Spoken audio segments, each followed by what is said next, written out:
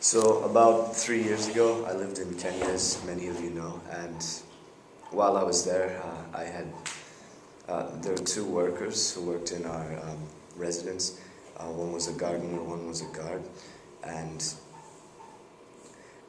we were friends with both. But the guard was kind of a new worker on the yard, and the gardener, he was a highly respected person in the neighborhood.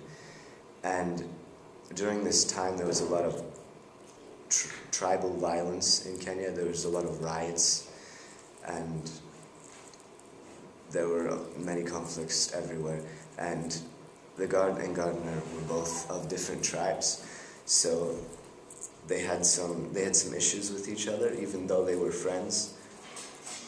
And one day I was just in my house and walking around, and the door creaks open, and I see my family's gardener crawling across the floor. His face is just soaked in blood, and his lips are torn up, and his nose are torn up, and his arms have machete gashes all over them, and he's just bleeding out on the floor, and we're all panicking. We don't know what to do. This isn't a situation we experience normally. So my mom calls the cops, the security, to come and see what happened, how he got that way, and an ambulance for him and a doctor.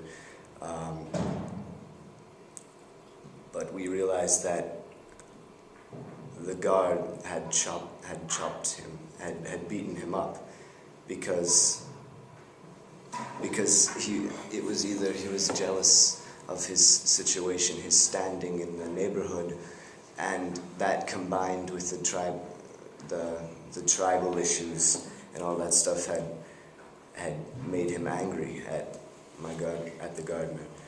And later on, when Alex, the name of the gardener, recovered, he was telling us how he had stood there and took the beating in a non-violent way. He didn't fight back. He didn't see any reason in why he was being beaten up, and he argued back at my guard with words, not actions. And that's my story. Wow, that's pretty heavy.